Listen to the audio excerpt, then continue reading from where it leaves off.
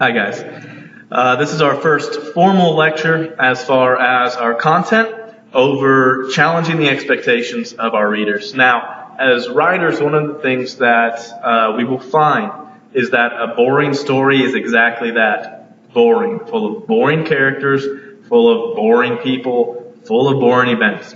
But whenever we challenge the expectations of readers, what we take a lot of times is things in short stories that start out boring, things that we don't quite understand, we don't get, we don't see the point. Why am I reading this? And what we'll find a lot of times is that whenever there comes a point in the story where that expectation, in particular in relation to characters, are challenged, it becomes infinitely more interesting. And suddenly, a short story that was boring for the first couple pages becomes much more interesting because the characters have become more interesting.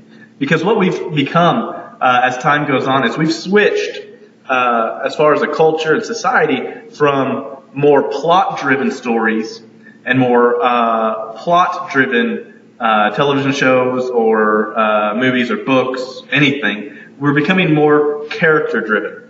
For instance, a show that was on a couple years ago, House, MD, with Hugh Laurie. A kind of a boring medical procedural show, but it's the character that we find so interesting. He's grumpy, he's angry, he's mean, but he's very sarcastic, he's very humorous, and it's a lot of dark humor. And so people tuned in and had very high ratings. In fact, at one point, Hugh Laurie was the highest paid actor on television because, well, quite frankly, he's British and has a fantastic American accent, probably the best American accent on television. But anyway, that's neither here nor there. The point is that the character is what was so interesting. The character is what people tuned in to watch. Not so much the sick people, not so much the people that needed the help, but him interacting with those people. And that's why it became more interesting. Now, whenever we challenge expectations as writers, we need to figure out exactly who our characters are. And to do that with your own short story, we'll be coming up with some templates and some activities for you to flush those out yourself. But before, we need to have an idea of who these people are. Now, the first story that you're going to be reading is A Perfect Day for Banana Fish. Now, this story is written by J.D. Salinger. It's a story that you will most likely read in college, if not before. Now, obviously, you will be reading it before. But it's a great story, and it's very weird, like just hands down weird. Now, what you need to know is that it does take place several years before now. It is not a overly contemporary piece. It is not written in present day. In fact, it's written after World War II, or at least it takes place after World War II. Now, excuse me, guys. A couple things you need to know. Post-traumatic stress syndrome is something that many veterans suffer from the Vietnam War, the Korean War, from Afghanistan, Iraq, Desert Storm. But however, it's a rather new psychological disorder, if you will. However, just because it's new, and what I mean by new is we just now have a term for it. It's always been around, always. Now, during World War II, they did not have the term PTSD, or post-traumatic stress syndrome.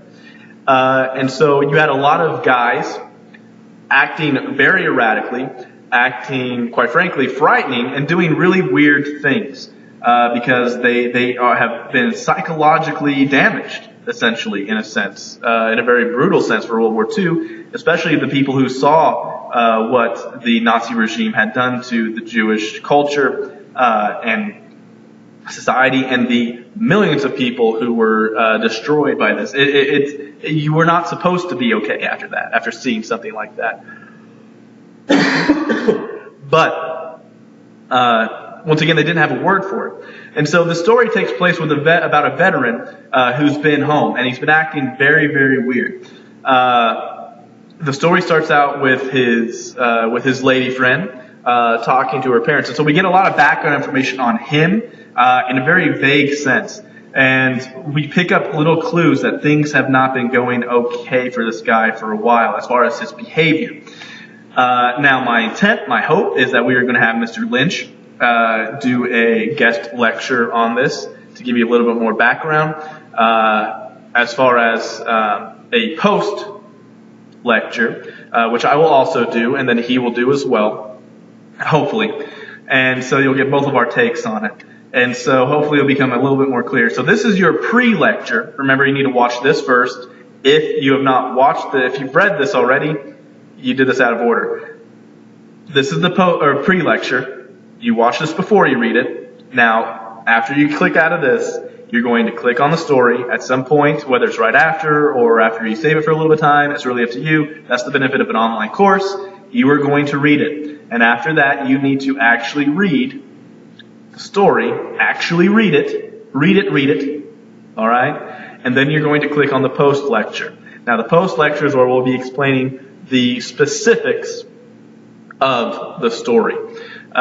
So do not do this out of order because then you're kind of spoiling the surprise, because this story has one heck of a surprise. Now, I'm going to warn you right now, don't judge too harshly at first, because some very weird things are acting. It's going to make your spider sense tingle with a few things, but keep reading. And don't worry, because all will be revealed. So read the story, enjoy the story. We'll talk more in a second. Come see me whenever you're done.